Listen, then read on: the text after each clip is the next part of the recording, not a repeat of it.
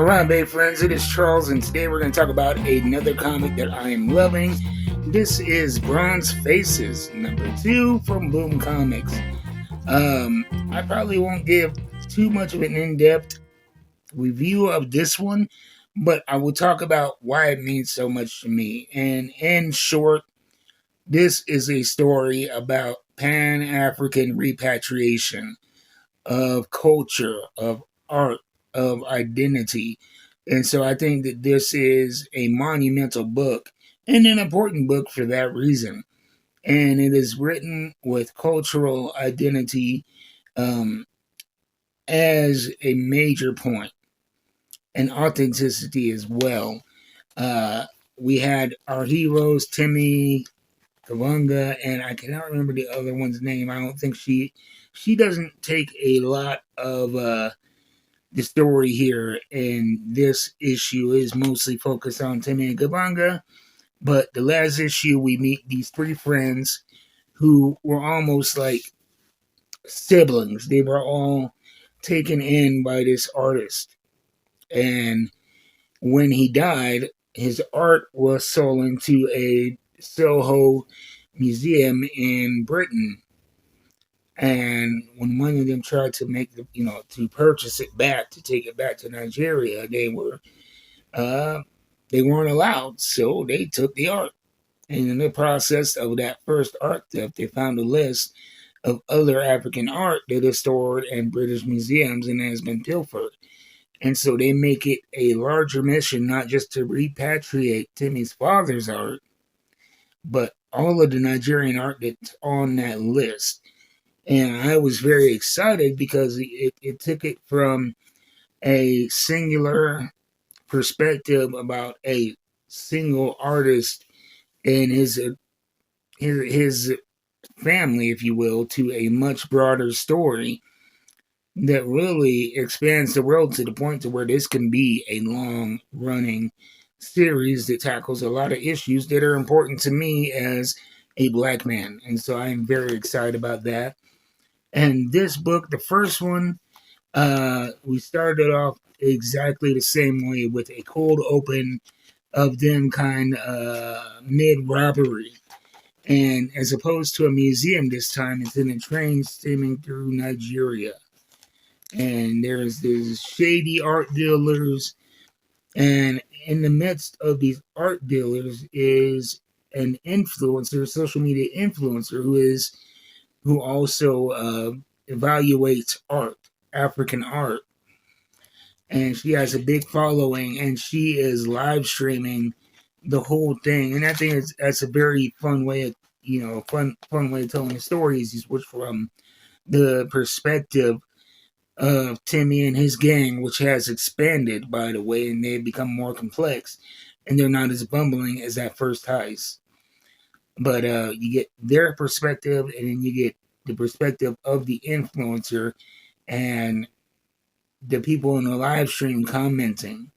And you have everything from people kind of disgusted with her assisting the pilfering of this cultural identity to people just want to see something jump off to trolls to fans in the comment section, which adds a unique aspect and view to this character. But like I said, we meet them mid heist. They look like they're at gunpoint. They look like they're dead to rights. They're finally, are going to meet some kind of justice. And then we cut to a short time before, and we get to see all of their plan in action. And they did a lot of preparation, including a plant in the kitchen of the train to mix up a little something special to help the art enthusiasts sleep. Let's just say that a little something in their soup. And we go from that initial uh, cold open to the actual heist and the eventual coming together of their plan. They make a big exciting escape, including horses and vehicles, and Timmy being the musician he is, and having the fortune of running into this influencer, they end up taking her phone. and they weaponize her following to almost recruit support for their cause. And they put out their mission statement via this influencer's fan base. And Timmy does a performance uh, of his rendition of an old African folk song. And so I love, like I said, it's exciting. It looks like they're going to be doing all kinds of different genre of heist, which I like because it's not only culturally significant, but it's also entertaining. And at the end, we have another explanation from Nigerian history, um, talking about their namesakes, the people that they were named for. Timmy and Kavanga conquered these faraway lands. Glorious songs and tributes celebrate their heroism. Sango seethed with envy and recalled Kabanga, the more trusted of the two. Kabanga grudgingly returned to Oyo. Your hollow feet impress only peasants. So that's a third person Sangha, but I highly suggest this. And I don't just suggest it for black folks like me.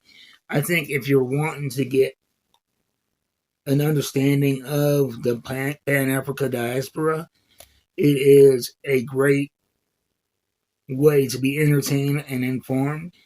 And if you know that cultural identity is something that is important to you and repatriating yourself, like myself, then it's also a great way, again, edutainment, learning as well as being very entertained. And I'm so glad that Boom puts this out because Boom Comics, they give their artists the freedom to create their art without restrictions, and they have a standard of quality that I think is currently unmatched in comic books right now.